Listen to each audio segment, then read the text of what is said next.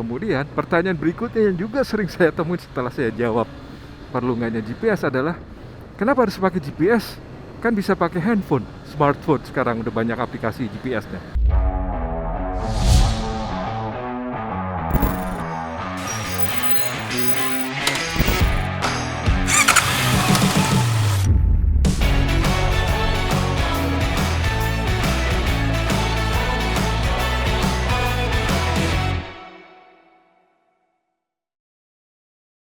Halo, selamat datang di channel CD Bob. Kita ngobrol di motor tentang sepeda motor dan tentang semua yang ada hubungannya dengan sepeda motor.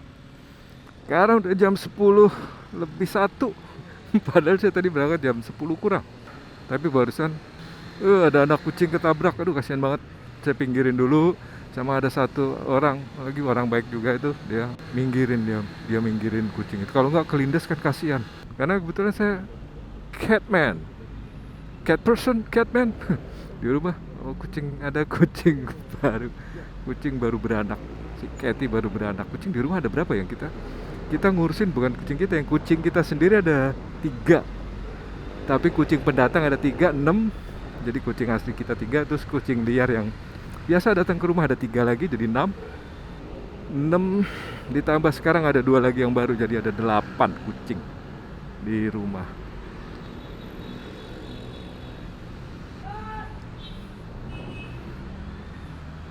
Lihat mana yang enak ya.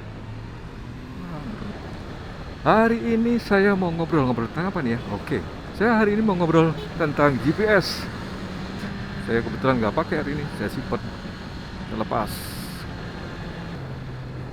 Karena gini, saya kan pakai GPS ya. Kemudian ada beberapa yang tanya ke saya, teman saya yang tanya. Pertama mereka pasti nanya itu apa, saya bilang ini GPS. Kemudian pertanyaan berikutnya adalah ya pertanyaan yang wajar yang saya juga dulu tanyakan ya, emang perlu ya pakai GPS ya? Itu pertanyaan pertama tuh. Jadi ada 2 yang mau saya omongin hari ini nih. Biasanya kan cuma 1, sekarang ada 2 yang mau saya omongin. Yang pertama adalah, GPS itu perlu gak sih? Satu, pertama. Nah, kemudian pertanyaan berikutnya yang juga sering saya temuin setelah saya jawab perlu gaknya GPS adalah, kenapa harus pakai GPS? Kan bisa pakai handphone, smartphone sekarang udah banyak aplikasi GPS-nya. Itu pertanyaan kedua. Kenapa harus pakai GPS tersendiri? Kenapa nggak? Jadi pertanyaan gini sebenarnya. Kenapa nggak pakai handphone? Nah, itu.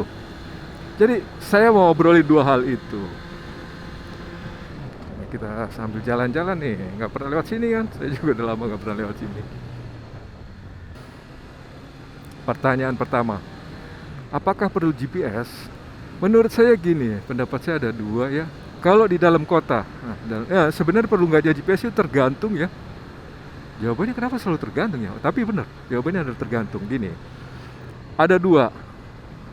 Kalau dalam kota menurut saya GPS itu sangat penting buat saya pribadi ya. Saya nggak tahu kalau orang lain gimana, tapi kalau saya pribadi GPS itu penting. Kalau di motor ya, kalau di mobil saya juga ada GPS unit, ada di head unitnya itu ada GPS-nya. Tapi terus terang aja saya jarang pakai, karena kalau di mobil saya lebih suka pakai buku, peta kertas. Nah, jadi kalau dalam kota, untuk perjalanan dalam navigasi dalam kota, GPS itu sangat penting, sangat membantu. Saya selama ini dan sampai sekarang saya tuh pakai, lebih sering ngandelin ini, peta kertas, street atlas kayak gini nih. Ini street atlas yang saya punya, ini saya taruh dalam mobil. Jadi setiap kali saya pergi, saya cari alamat, saya pasti pakai peta ini. Kalau untuk dalam kota, GPS itu menurut saya perlu ya, penting. Kalau pengalaman saya penting, karena saya termasuk orang yang nggak tahu jalan. Saya nggak tahu jalan, artinya gini. Biasalah, kebanyakan kan orang kita tahu tempat tapi nggak tahu alamat. Misalnya, saya kasih contoh gini. Misalnya ada teman saya, rumah teman saya lah. Misalnya rumah teman saya, kemudian saya ditanya, lu tahu rumahnya si A nggak? Oh iya, tahu. Alamatnya dong. Diminta alamatnya. Saya pasti jawabnya, waduh alamatnya gue nggak tahu, gue cuma tahu rumahnya. Sering kan begitu? Nah, saya tuh termasuk orang yang begitu. Saya nggak tahu alamatnya, tapi cuma tahu rumahnya di daerah sini, daerah situ. Jadi untuk orang model-model saya yang nggak tahu alamat, nggak banyak ngerti alamat lah, GPS itu sangat penting. GPS itu banyak gunanya. Karena ya yang namanya teknologi kan untuk memudahkan kita kan ya. Sama GPS juga untuk memudahkan kita cari alamat. Karena dengan GPS kan real time tuh. dia real time, jadi kita nggak perlu lagi ngecek langsung aja. Kalau pakai peta kertas, misalnya pakai peta yang saya pakai ini, kita kita kan harus orientasi medan, betul nggak? Harus orientasi medan kan, mau itu di dalam kota atau di hutan atau di mana ya, daerah pegunungan misalnya Anda suka trekking, hiking, pakai peta kertas, Anda kan harus orientasi medan. Nah, kalau kita pakai GPS unit sendiri, GPS seperti ini, nah, saya kasih lihat nanti GPS saya. Kebetulan saya nggak saya pasang hari ini. Kalau pakai GPS unit tersendiri, itu semuanya real time. Kita nggak perlu lihat lagi kan, nggak perlu lihat ngecek. Ada di mana? Bahkan kita langsung dikasih tahu tuh, 100 meter ke depan belok kanan, 100 meter ke depan belok kiri, misalnya seperti itu. Jadi GPS itu namanya teknologi, sangat memudahkan semuanya. Khususnya memudahkan kita dalam bernavigasi. Nah, itu di dalam kota ya. Kemudian gimana dengan kalau luar kota? Nah, untuk luar kota tuh saya ada dua ya pendapat saya ya. Kalau ada bagus, kalau nggak ada GPS misalnya kita harus menyesuaikan diri lah dengan keadaan. Ah, gini, jawabannya tuh sebenarnya begini. Oh ya, ini belok kiri Queenie. Kita belok ke Queenie. Nah, daerah-daerah kayak gini kan ini saya tahu apal banget. Tapi kalau ditanya dalam-dalamnya, nah itu nggak tahu. Nah, kalau pakai GPS itu sangat membantu. Kita bisa tahu jalan ini di mana, rumah ini di mana itu gitu. Oke, itu tadi GPS dalam kota ya. Sekarang kalau di luar kota gimana? Kalau di luar kota, pendapat saya tergantung. Butuh enggaknya tergantung. Nanti obrolan tentang GPS di luar kota kita lanjut setelah lewatin macet ini. Ya, nanti markas Brimob Pan Kuitang. Oke, lanjut lagi. Kita lanjut. Itu GPS dalam kota ya. Kalau GPS luar kota gimana? Nah, seperti saya. Kalau GPS di luar kota, pendapat saya itu mendua. Jadi gini, nice to have. It's something that is nice to have ya kalau Anda di luar kota. Sementara kalau dalam kota menurut saya it's something that we have to have. Sesuatu yang harus kita punya, pendapat saya loh ya.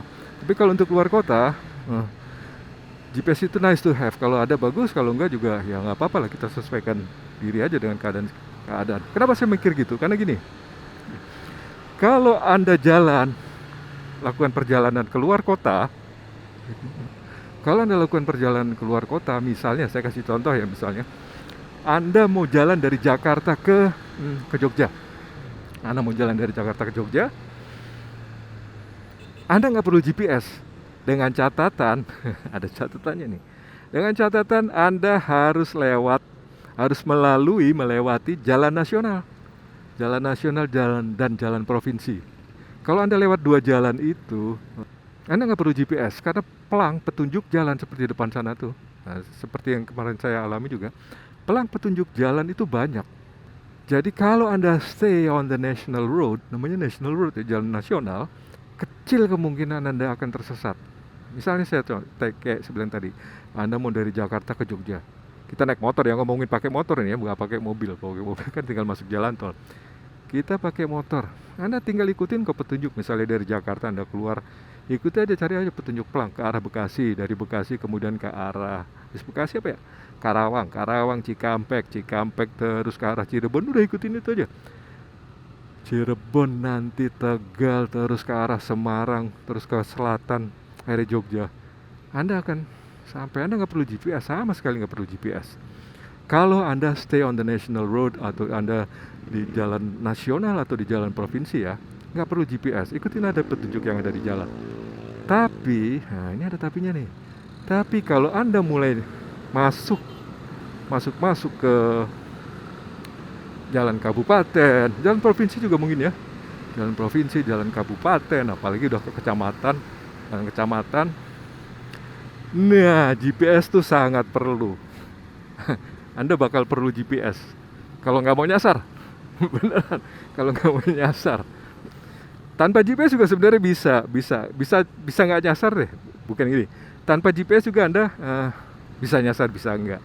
Tapi kalau ada GPS amat sangat membantu. Saya ceritain pengalaman saya ya. Kenapa kenapa menurut saya GPS itu perlu kalau luar kota. Gini, beberapa tahun yang lalu itu tahun 2013, berarti sekitar 11 tahun yang lalu. 11 tahun yang lalu saya itu kelayapan keliling Banten. Pakai motor ya, keliling Banten, sendirian.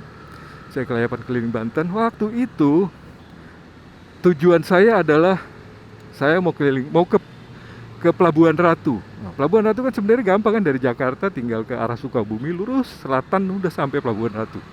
Tapi waktu itu saya enggak, saya mau ini, I wanted to take the long way round. Kayak judul film itu, Ewan McGregor sama Charlie Boorman, The Long Way Round. Jadi untuk ke apa Pelabuhan Ratunya, saya nggak ke selatan, tapi saya muter. Saya lewat Banten. Karena waktu itu saya pengen kelayapan telusuri pantai Banten. Jadi rute yang saya ambil waktu itu adalah gini. Dari Jakarta nih, saya ke barat, ke Serang. Dari Serang terus saya ke Cilegon. Dari Cilegon terus saya ke Anyer kan, Pantai Anyer. Dari Anyer saya ke selatan. Selatan tuh Pantai Carita. Sampai Carita, kemudian Carita maju lagi sedikit.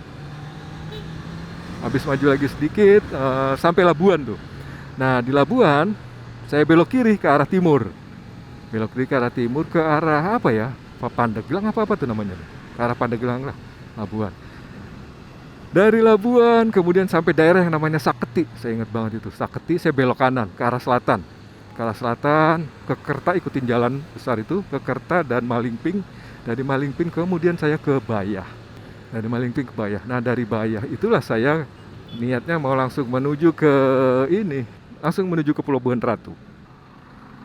Nah, ketika sampai Bayah, wih macet, buset dah, saya nggak nyangka kayak gini. Pagi-pagi saya, ini baru pertama kali loh, pagi-pagi saya berangkat kantor, ini iseng-iseng lewat Jalan Tamrin, ternyata kayak gini ramenya. Saya pikir sepi, atau mungkin karena udah jam 10:30 ya jadi rame.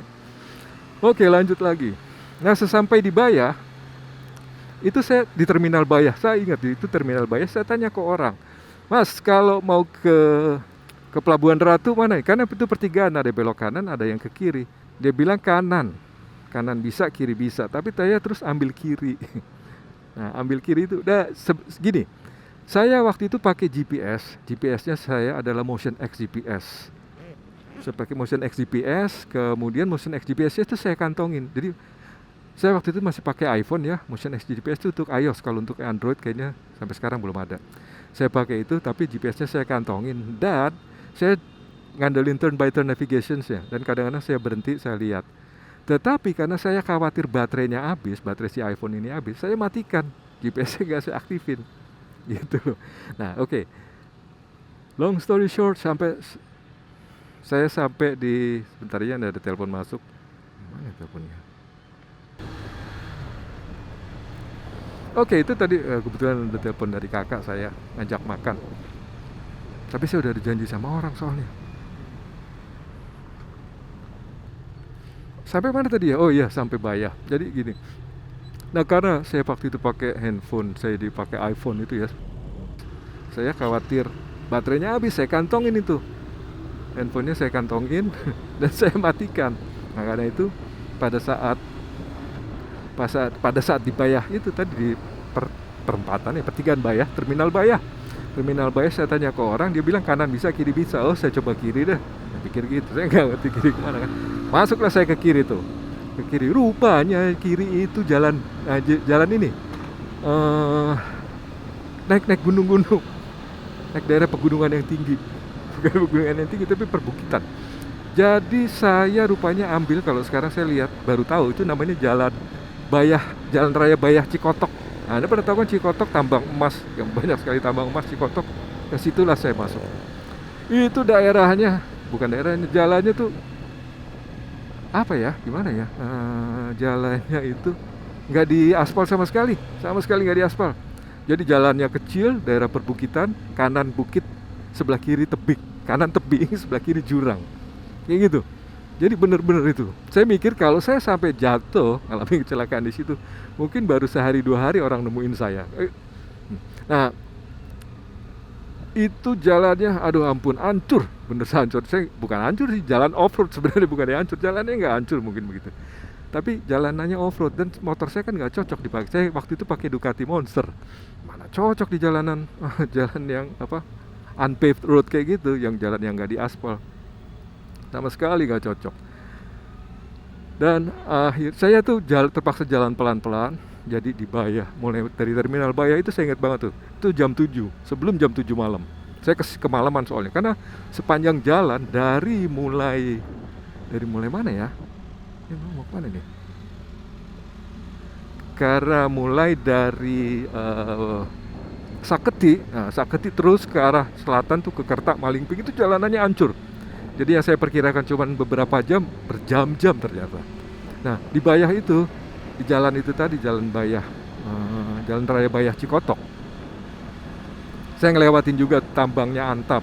Saya berhenti di situ sebentar, numpang kan ada security-nya. Saya tanya sama security-nya, security Antam, masih jauh atau enggak? Dia bilang masih jauh banget Pak. Waduh, bener-bener tuh. Nah, akhirnya Sam, jam berapa jam? Saya sampai di tempat tujuan saya di Pelabuhan Ratu itu jam 11 malam. Jadi saya 4 jam di jalan itu. Karena jalanannya sangat rusak. Jalanannya rusak banget. Ih, ternyata macet banget di sini ya. Jalanannya itu rusak.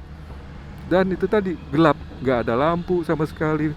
Perkampungan ada. Jadi misalnya gini, misalnya saya jalan di bukit ya, perbukitan, saya bisa lihat tuh.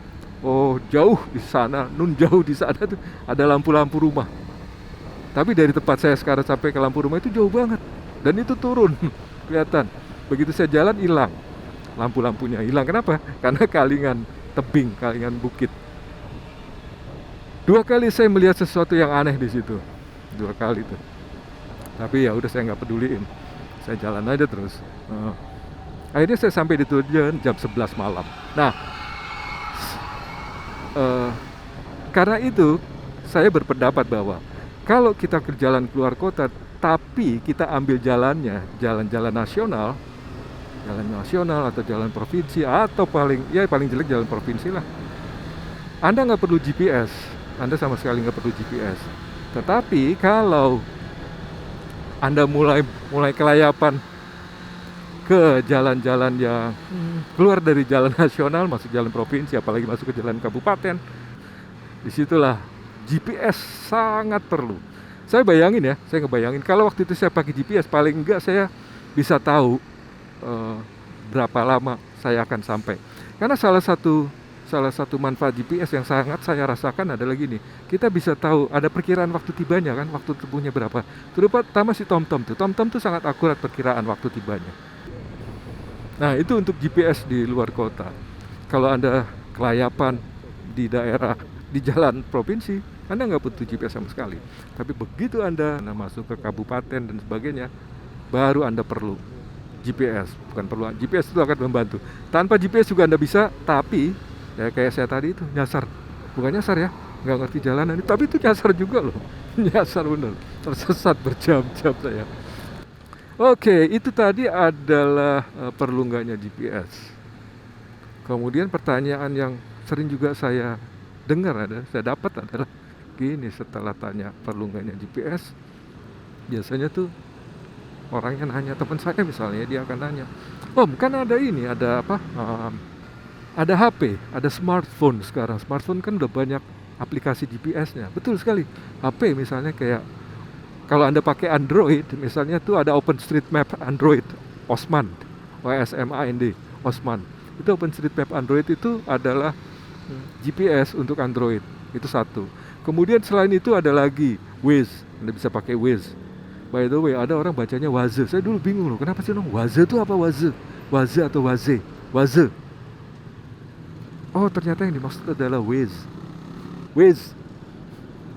Waze-nya dia nulisnya diplesetin, biasanya Waze. Waze kan sebenarnya W-A-Y-S ya, Waze. Bacanya kan Waze tuh. Bukan bacanya, pronunciation-nya, pengucapannya Waze. Sama dia diplesetin jadi Waze. Waze. Tulisannya jadi Waze. Tapi bacanya tetap sama Waze. Oke, di HP kan banyak tuh, ada GPS, aplikasi GPS ya, aplikasi navigasi, bukan aplikasi GPS. Aplikasi untuk navigasi. Misalnya itu tadi ada Waze, kemudian ada OpenStreetMap, Android, apa ya? Ada lagi yang lainnya. Pasti ada deh. Tapi saya tahunya cuma itu. Atau kalau untuk Anda pakai iOS ada Motion X GPS. Saya pernah pakai itu juga. Itu semuanya ada dan ada gunanya. Kemudian kan kalau itu ada, ngapain pakai GPS unit sendiri? Gitu. Pertanyaannya kan pasti begitu ya. Kenapa? Karena udah ada itu. Kenapa pakai GPS unit sendiri? Oke, ini pendapat saya pribadi dan adalah preferensi saya ya. Preferensi saya. Jadi Orang mungkin punya pendapat beda dan ya beda lah, tiap-tiap orang punya pendapat yang beda. Jadi ada dua alasan ya, kalau saya pribadi ya. Alasan pertama adalah safety reason, alasan keamanan, keselamatan, bukan keamanan, ini keselamatan. Kemudian yang kedua adalah alasan teknis. Oke, kita ngomongin yang alasan pertama dulu ya, alasan keselamatan. Ini buat saya, berlaku buat saya. Saya nggak tahu apakah ini berlaku juga untuk orang lain atau enggak, tapi ini berlakunya buat saya. Jadi gini, kenapa alasan keselamatan?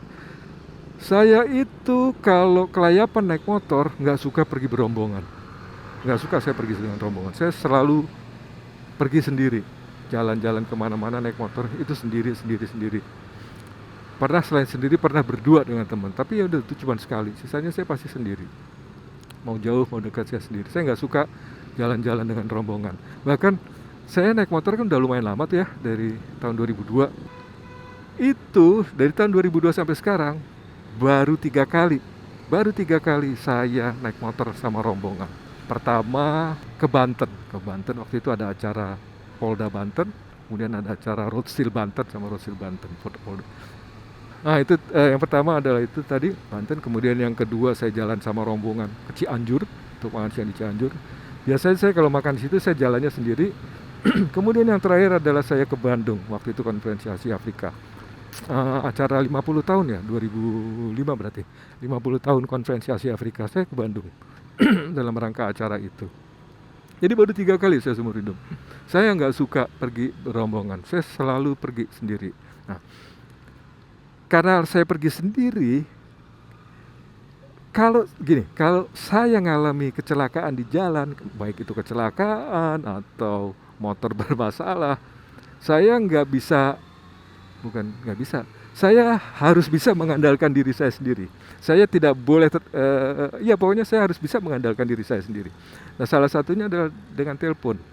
Kalau misalnya gini, saya kasih contoh, misalnya, kenapa alasan keselamatan ya? Orang kan biasanya kalau pakai GPS, handphone dijadikan sebagai GPS, handphonenya itu dipasang di sini kan, dipasang di handlebar, pakai handlebar mount, dipasang di situ handphonenya. Kayak misalnya pengemudi ojek online atau banyak juga orang yang dia beli mount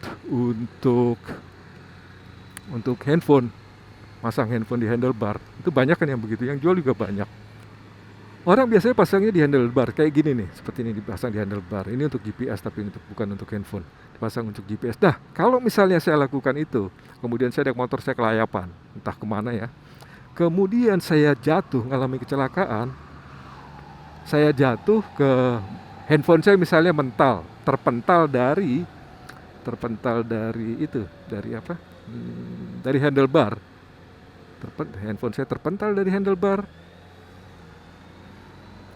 Saya jatuh, gimana saya cara minta tolong? Susah kan? Terutama kalau kita lewat jalan-jalan yang jalan-jalan yang lalu lintasnya sepi, nggak rame. Kan banyak tuh di daerah Jawa, di Pulau Jawa tuh banyak yang kayak gitu. Lalu lintasnya tuh sepi, tidak rame. Jadi kalau saya ngalami kecelakaan, ini pikiran saya loh ya. Kalau saya ngalami kecelakaan di situ, kemudian terjatuh, misalnya motor saya mental kemana, saya jatuh di sini, motor saya gelundung, glosor entah kemana, kan saya nggak bisa minta tolong. Karena apa? Karena handphone saya nyangkut ke bawah motor itu, jatuh entah kemana, saya nggak bisa minta tolong orang. Susah bagi saya untuk minta tolong. Satu, atau kalau misalnya gini, misalnya motor saya nyemplung ke jurang deh, kayak teman saya tuh, pernah ada teman saya nyemplung jurang. Untung kami lewat di situ, jadi kita bisa tolongin. Kalau kita nggak lewat situ, dia sendiri, nggak tahu dah tuh kapan dia bisa ditolong. Motornya jatuh, kemudian misalnya ya, motor saya jatuh, masuk ke jurang, kan saya nggak bisa minta tolong, susah. Karena handphone saya taruh di handlebar dan mungkin handphonenya nyemplung juga ke jurang. Nyari-nyari juga, terlepas dari, kalau misalnya handphonenya lepas dari mountnya, saya kalang kabut itu nyari. Mana nih handphone gue nih? Gitu. Itu. Karena itu kalau naik motor nggak usah jarak jauh. Kalau naik motor, saya selalu handphone tuh selalu saya taruh di jaket. Saya selalu taruh handphone saya on my person. Jadi always have it on my person. Jadi nggak selalu taruh di badan, di jaket lah. Saya paling nggak di jaket. Saya nggak pernah taruh di celana karena nggak enak, sempit kalau pakai celana. Either di jaket atau saya juga punya tempat untuk handphone sendiri yang bisa dipasang di sini nih, di ransel, di ransel saya bisa di situ. Antara dua itu. Tapi selalu I always have my cell phone on my person. Saya selalu handphone tuh selalu ada di badan saya. Saya nggak mau taruh tempat lain. Alasannya tadi itu ada satu alasan keselamatan. Kemudian alasan yang kedua, panjang juga ngomong alasan keselamatan. Kemudian alasan yang kedua adalah alasan teknis. Alasan teknis itu maksudnya gimana? Maksudnya adalah gini.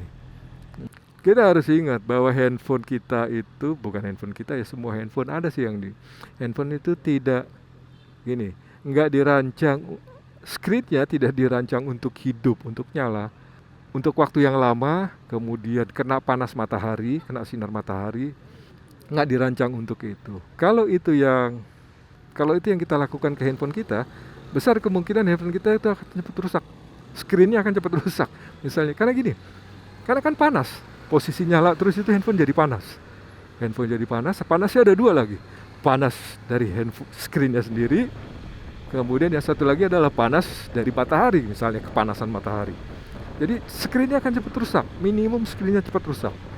Kalaupun misalnya dipakai untuk main game, Anda harus ingat kalau Anda main game atau nonton, itu